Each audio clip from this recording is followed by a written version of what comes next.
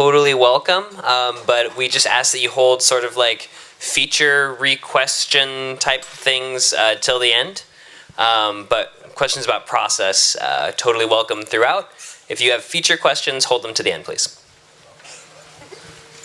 Okay. Just go. All right. Hey, so we're here to talk about Parrit, which a lot of you I think are using, and if you're not, maybe you might want to start. This is a project that came out of a client project that I was working on here. We wanted to figure out a way to get everyone working with one another, and I think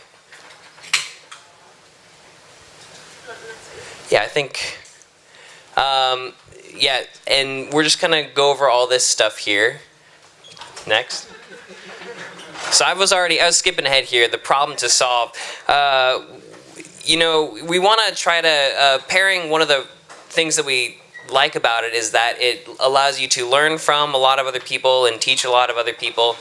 And we were finding it sort of difficult in the morning to figure out who was going to pair with whom, just because, what do you decide that based off of? And like, I can't remember who I paired with 3 days ago.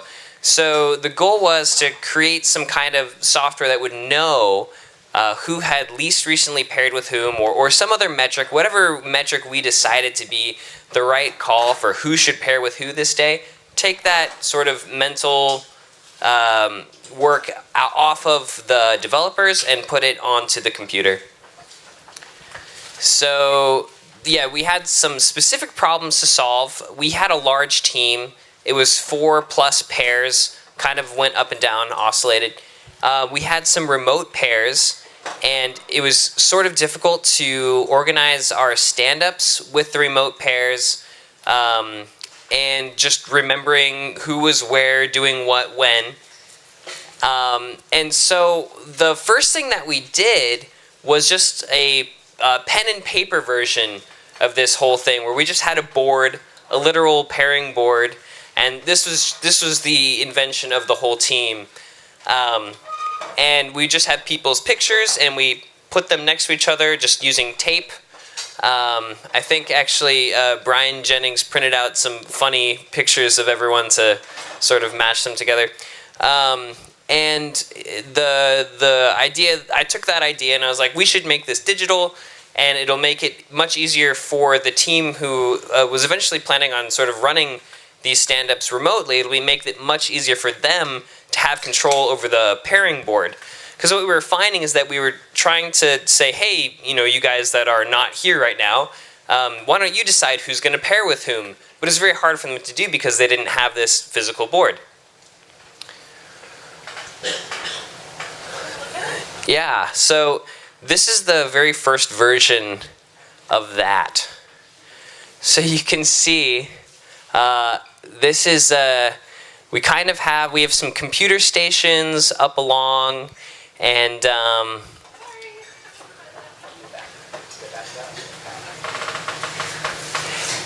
you see some lovely buttons on the top left there. We have move and don't move, because not moving is something that you would ever want to do. But if you can actually just go ahead and drag some people around. If you could, Darcie, just throw some people. There's some fun, kind of animation-y looking things that happen. And you could actually save this. So if you could hit the save button and then refresh. That was it. Okay, yeah, there's a refresh. There's a small page, quick load. It did refresh. So there's a lot. This was actually kind of sufficient for what our team needed, right? This had the everyone on the team's names up there. You could put them together. You could move them, mix them around, and our team successfully used that for quite a few weeks. We used it while I was on there, and we had some success with it. There's a lot of problems with it too. One of the fun ones is that the saving mechanism was literally just saving the blob of HTML that gets generated by whatever JavaScript and everything, and just literally taking that string and throwing it into a single line entry in a database that it would then load again. Yeah, Quick and Dirty was the name of the game. But it was all written in Spring. So eventually got some time on the beach to sort of shop this idea and make it better. Yeah, I wanted to say, like, you wrote that all on your free time after work, right? Yeah, that original version.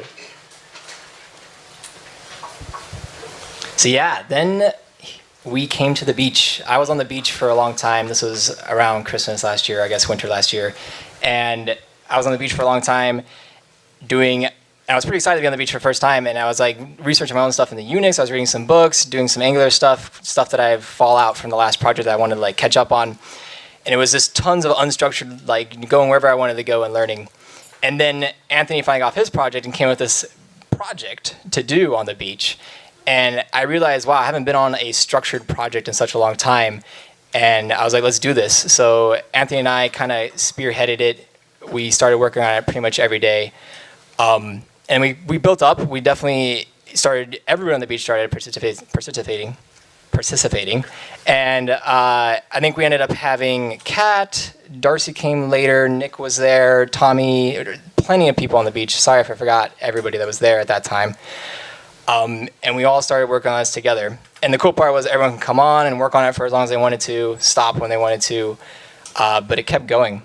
So it's kind of interesting. Eventually it got to the point where the beach was so large that I think most pivots here know that we started like allocating projects on the beach. And Parrit was the first project that was formally allocated on the beach, which Darcie got assigned to, which I'm sure she was like, what? I'm being assigned to a project on the beach? When she finally got her project, it was kind of confusing. So that was pretty cool. Yeah, what you were talking about with the structure, I think that was part of what I thought made this kind of work. We had a backlog. We did the whole pivotal process. We did the backlog with sort of the user-centric stories, put them up in Tracker. We test drove as much as we could, spiked when we couldn't, and just really followed a lot of structure. Yeah, so we were talking a little bit about all the people that were on the beach. We represented every discipline. I think there was even some data scientists who didn't necessarily touch this, but were still there. That led us to a lot of really cool things, including cross-functional pairing. I think I paired with a bunch of the engineers. There was different people rolling on and off, doing different things. Also had a engineer pairing with me on design. I worked as a PM, so I think I paired with David Croney to learn about writing stories, and then ended up writing all the stories that were in Tracker and accepting them. So that was really cool for me. So ultimately that led us to learning about each other's disciplines and building empathy for the roles, which spreads over into our client project work as well. Anthony was touching on the process a little bit. Here's some details about what we had, but I think absolutely we're following as much of the pivotal process as possible, kind of trying to treat it like it were a client project. When I rolled on, there was some assumptions that we wanted to validate, and some loose wireframes that were taking iterations on the original demo that Anthony put together. And I conducted some user research, interviewed a bunch of people. I'd been in Palo Alto and had met some of the people that were on the Oscar project, which was a big project. There was 15 engineering pairs across 3 different cities and 2 countries. So a lot of time zone differences. So that was really helpful, knowing that we thought the early assumption was that Parrit was a tool that would be useful for larger teams that had more pairs. Some of the other stuff that we did is we validated some personas out of that user research, and then that led us to doing branding and visual design, and of course, continuing and iterating on the front end and the back end. And maybe Joe can talk about that. Questions? Wow. Okay, go ahead. We'll start with Gabe. Yeah. Personas. Do you remember the name? What were the personas? Oh my gosh, we had a few names. I know that the main persona was an anchor, and his name was Fred. We have some artifacts. I could bring them up for you guys later if you want. You had PMs allocated on the project too, is that correct? Were we doing all this without PM? We didn't officially have a PM allocated through the beach allocations, but then, like I said, David Croney was on the beach at that time, so he paired with me. I think he might have paired with some other people too, and basically enabled me to write the stories, and I kind of ended up PMing as well as doing design.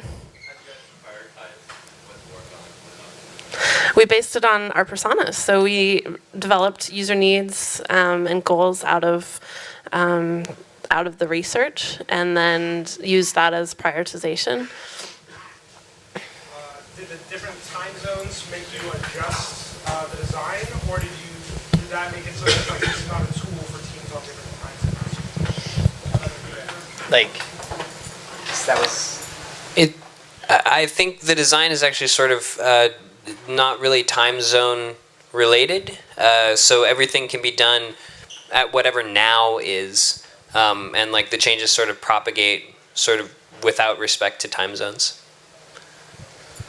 We'll do a demo of the existing app. I know it does have times in it, but it wasn't something that affected our designs too much. Dirk? How was the experience of being a designer and a PM in the same project? Is that productive? Is that something we should do more? I thought that it was productive in that I was working with a bunch of other pivots. So I think sometimes when you're working with other pivots, you tend to move faster. It was a beach project, so we kind of saw it as like, we want to get as much possible done as we can.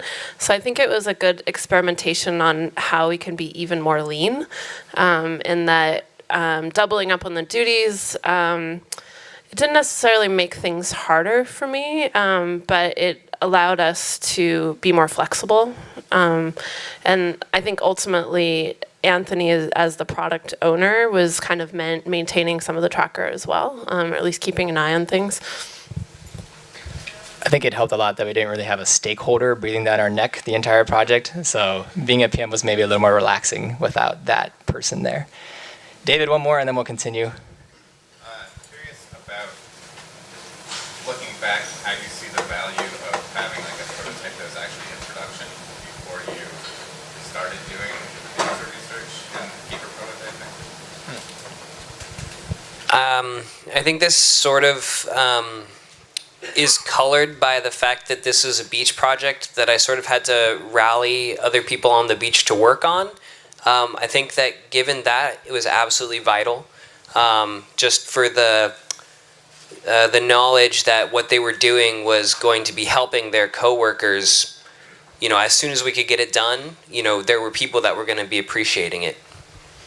Yeah, and in regards to the user research, of course, it's ideal for us when we don't have a thorough validation of the assumptions or problems we're trying to solve. But in this case, because we had so many engineers that had similar problems, and Anthony was very close to that as a persona, I think it was helpful to have sort of that knowledge set coming into it. But as far as how we conducted the research, it was just an iteration on that. So we used the prototype in the sessions that we did, and we kind of did a little bit of open-ended and a little bit of direct feedback based on the prototype. So by doing kind of a half and half session, we were still able to get the feedback we needed in order to validate a persona, as well as get direct feedback on the existing prototype to lead us into the wireframes and visual design. Let's go next slide. Next. All right. I think most of you have seen the Parrit demo or the actual website right now, but it looks very different. First of all, it's not all one page. There's actually a login page now, and there's some very cute parrots that are fun and cute to look at, and all the colors are very beachy, which I love. We also just wanted to mention how one of the things that came out of the research was people didn't want another username and password for another website. We also felt it important to have security, at least on some level, and we knew that sort of project level passwords are something that we all workarounds. So there's not a username. There's not a username to log into. It's a project-based login. So we'll log into a project and unknown error. Wait, I think you probably want to refresh this page. It's been open since like yesterday. Oh, really? Yeah. Ooh. Hopefully it's not down. Okay, there we go. Before it's test. There we go. Wow. Cool. So very different. I think, yeah, as you can tell, these are like the new boxes. They no longer take up an entire width of a screen. You got a lot more cool options to do. Here, the old blue boxes are now more rounded corners, very modern.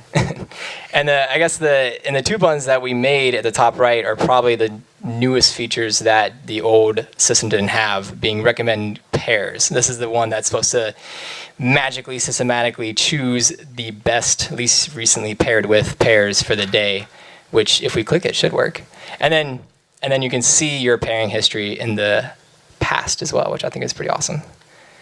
But all in all, it's relatively the same, still the same drag and drop functionality. Looks like it's Darcie and Lenny today. Add a new parrot.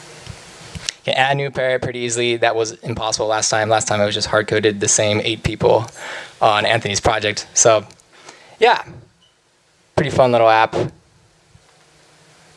could even go to the error page if you want to show that. That was pretty fun to make. Do like slash anything. Why is it so slow? There we go. Cool.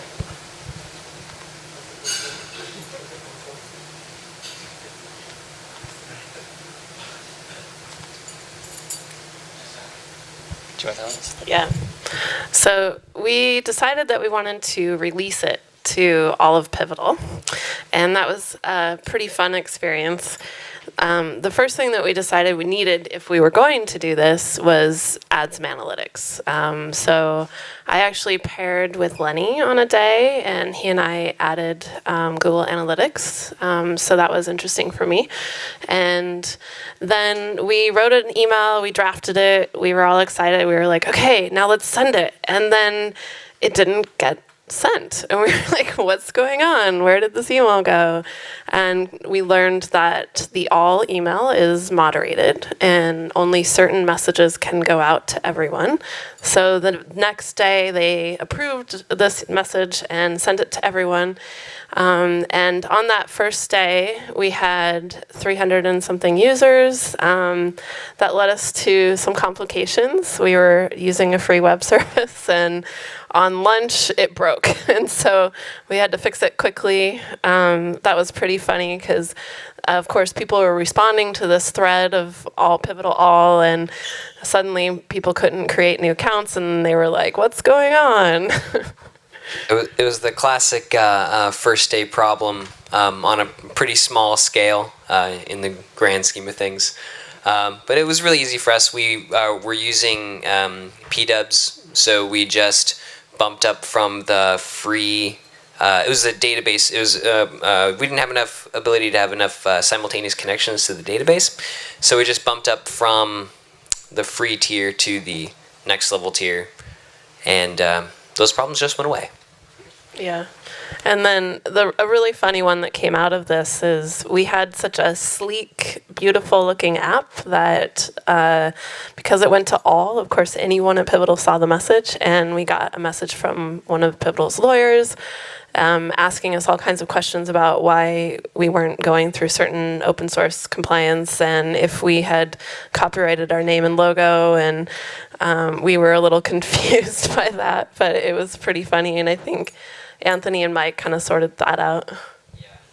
Mostly just the fallout is that it's an open source project that anyone can work on. And we allocated some people on Beach to work on open source project stuff. Yeah, I think the lawyer thought that this was a new product, open source product that Pivotal was releasing, and that we were officially putting it on the market. So he was just doing his due diligence, but didn't understand that it was just kind of a side project. So that's kind of cool. And we sort of took it as a compliment. Exactly. So as I mentioned, we put Google Analytics in, and I checked it yesterday, and this is a screenshot of yesterday over the course of 1 month.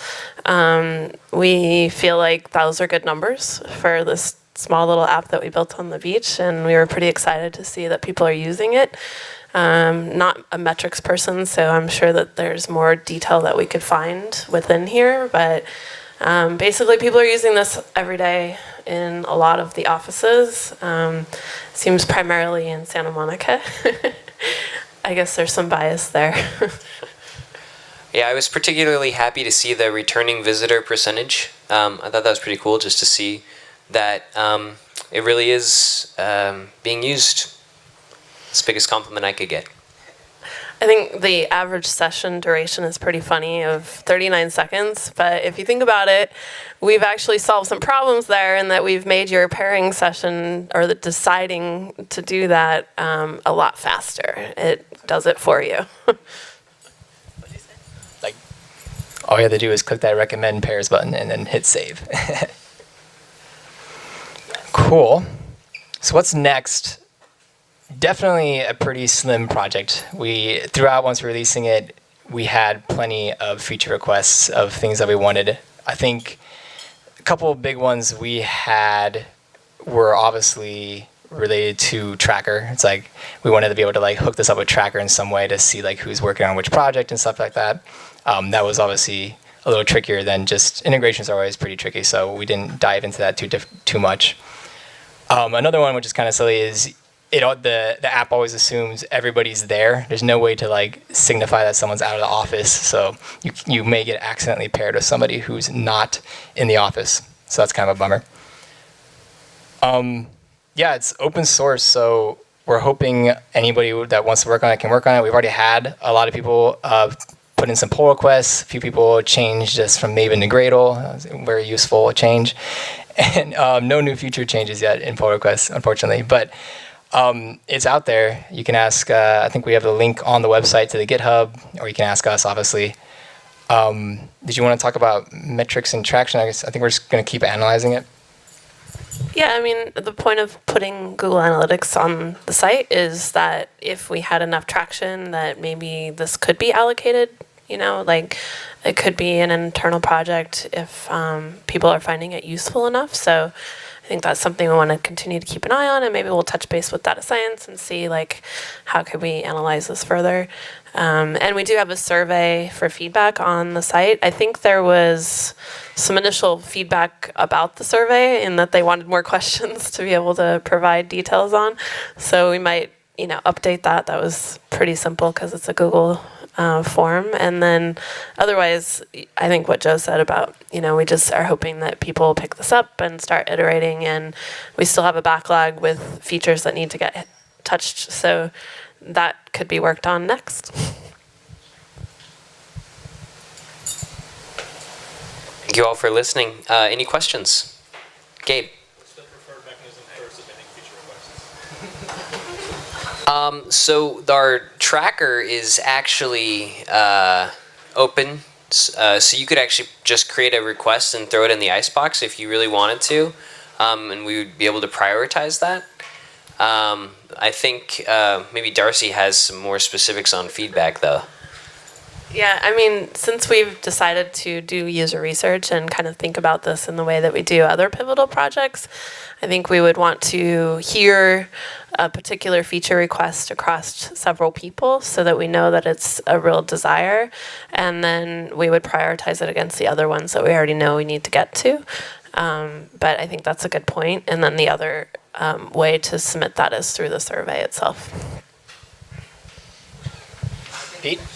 I don't know what the name is for the logo feature where there's two images depending on how you look at it. Okay. But I was just curious, like how common is that in logos? I just thought it was really cool.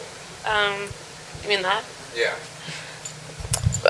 What part of it? What do you mean? Well, the fact that there's either two facing parrots or a big bird in the middle with a parrot. Oh, true.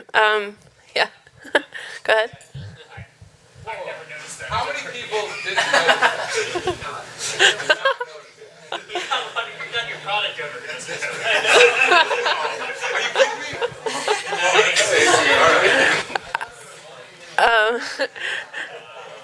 I think, so the concept was we wanted to have two parrots. We didn't really know what that was going to look like. And I did logo design, spent a lot of time on that. It's interesting that you say that because we've heard multiple explanations of what the negative space looks like. So the space that you see that's kind of empty is considered negative space. And it's actually makes a logo or an icon interesting when it has something unique about that. So this was 100% custom. It wasn't like an icon that I took from somewhere else and recreated. So I've heard the space in the middle looks a little like a dress. I've heard it looks like a smiley face because it's got the two dots and the bar underneath or the limb, whatever they're sitting on. I don't know. I think it's open for interpretation, but I think it's pretty obvious that it's two parrots kind of looking at each other also. I don't know. Really cool. That's great. Can you guys speak a little bit more to the technology decisions or the framework decisions? How you were able to choose those, and how you were able to get other people to get interested in those technologies? Yeah, a little bit of a fun. I started out with sort of, I guess, what you call the blessed stack, if you're familiar with that term, of using sort of the Rails and what else? No actual front end framework. The only thing that was on there, I just looked for drag and drop to sort of throw something in there.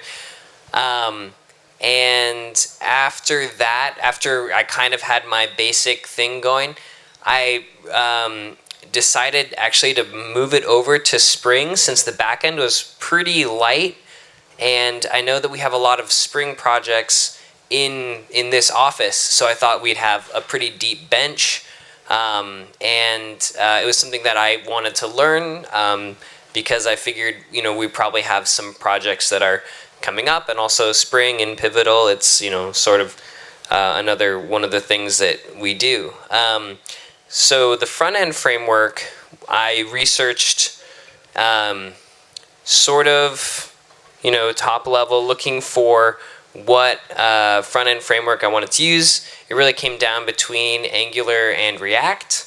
React just seemed more interesting. I had heard some people say that it was a cool thing to do. And so I guess it was maybe like just a fun combination of, sort of the old Spring with the new React. Maybe learning both of those things seemed like a fun beach project to do. I don't know. Yeah, I think when I came on the project, I was pretty excited because I'd never used React and it was pretty popular in other offices. So that was a big selling feature for me to work on it. And I think I remember telling Darcie this at one point, like whenever there was an option on that project to do something I haven't done or do something I have done, I pretty much always took the option I hadn't done before. So like React Redux was completely new. We used Flexbox for CSS a lot of places. We're using like SVG images, which was pretty interesting to use and mess around with. And probably some other things I can't remember right now. But that really kept me interested, learning new things and running the things. Like we ran into testing for React. I think we had a lot of fun with that and various things. So that kept us going, which was pretty cool. So one of the feedback I got from some of the other offices is that their suggestions fall on deaf ears. And I don't know if that's just because they're far away from Santa Monica, but how often is like this tracker thing being looked at by anybody? Like I did 2 stories on it and it never looked. I'm lazy. Yeah, I mean, so that goes back to the day that we released to all. I think people didn't realize like everyone working on it was then off the beach. So there really hasn't been a beach since that day. And I remember there was some feedback that had come specifically from the Chicago office, but I think it goes back to the process and how we do things. And just because one person said they wanted this one thing doesn't mean that everyone wants that. And so we want to kind of like analyze it and see how many people are requesting that same feature. But it's also just resourcing, right? So I don't know if it had went on deaf ears. There was somebody in particular that was responding from the Chicago office, and we actually went through a chain and responding back to that person. But it's just in that we don't have the people to work on it right now. And then that's why we were hoping, being open source, that just other people would pick it up. I think one of the reasons why it might fall on deaf ears is because largely the basic feature set is done and it's very usable and people are using it, and in sort of like one of my reasons for building it is because there's a tool that I felt was missing that I wanted to be there, and now I kind of feel like that tool's there. So I guess there's just sort of less of a drive of something that I want to use myself. I think Dan first. I'm now confused about your preferred recommendation for feature requests. Because you don't want us creating the tickets because that's just one person's opinion, right? How do you want us to do it? I mean, I think it's okay to put it in the Icebox, right? Like, or submit a survey. Like either way. The survey is probably easier because then it puts everybody's feedback in the same place, and we're able to kind of look at it as one. But if you put something in the Icebox, and at some point we come back to this and we can look at the survey, comparing it to the Icebox, and we find that correlation, I think that's great too. It's just a matter of like, when will we have people to work on it again? So let's say if I wanted to issue a pull request, but I wasn't sure exactly what I should work on if I wanted to work on something that was prioritized. Should I look at the backlog and pick something up? Go with it, or? Yeah, if you want to contribute, I think that looking at the backlog and just grabbing the story that's next on the priority list, or, I mean, we've sort of announced our priority, but the nature of open source, we're looking for any help we can get. So if you see a story that you want to work on, even if it's not the top story, I welcome you to pick that up. Yeah, I don't think anybody's really working on this right now, which kind of sucks. We definitely think it has a lot of potential. So if you want to work on it, come talk to us. We can pair with you one day to ramp you up on it. Hopefully it's not that hard of a code base. We think it's not. But yeah, we would love anybody's help. It's pretty cool. Michael, one more. If I put a pull request to switch to Kotlin, will you just automatically reject it? Yes. Hey man, if it works. If Travis passes, maybe. All right. I think that's it. Thanks, everybody.